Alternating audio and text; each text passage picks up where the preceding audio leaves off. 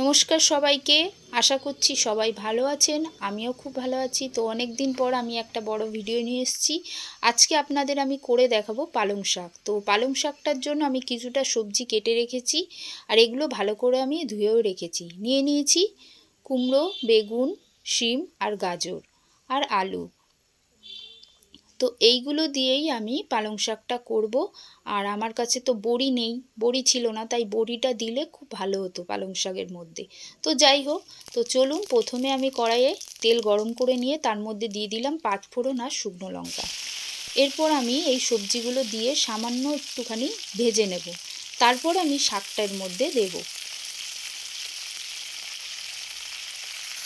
তো দেখুন একে একে সব সবজিগুলো আমি এর মধ্যে দিয়ে দিলাম, তারপরে ভালো করে নাড়াচাড়া করে নিচ্ছি আমি।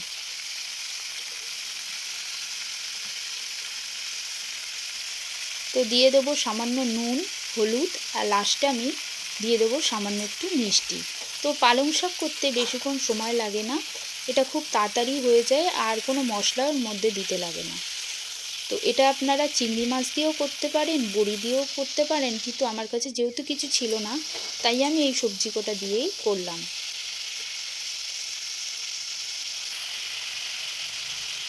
দিয়ে দিলাম একটু হলুদ,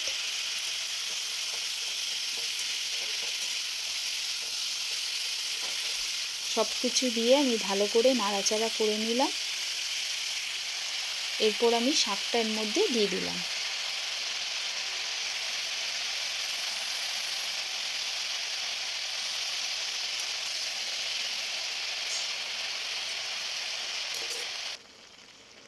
তো শীতকালে বিভিন্ন সবজি দিয়ে এরকম পালং শাক খেতে কিন্তু দারুণ লাগে।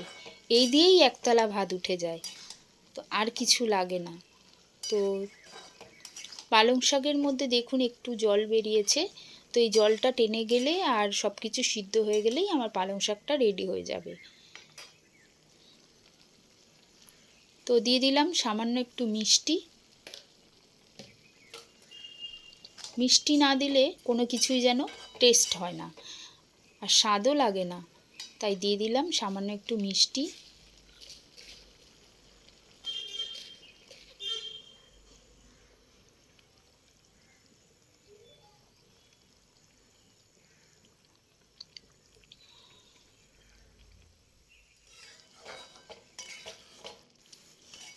তো দেখুন আমার পালং শাকটা হয়ে এসেছে, জলটা প্রায় শুকিয়েই গেছে। আর আমি বেশি শুকনো করব না, একটু মাখা মাখা ধরনেরই রাখবো। তো আমার হয়ে গেছে। তো আপনাদের কেমন লাগলো বলবেন, আর যদি ভালো লাগে প্লিজ আমাকে একটা লাইক করে দেবেন আর সাবস্ক্রাইব করবেন, আর আমার পাশে থাকবেন। তো আমার পালং শাক রেডি। তো আজকের মতো ছিল এইটুকুনি।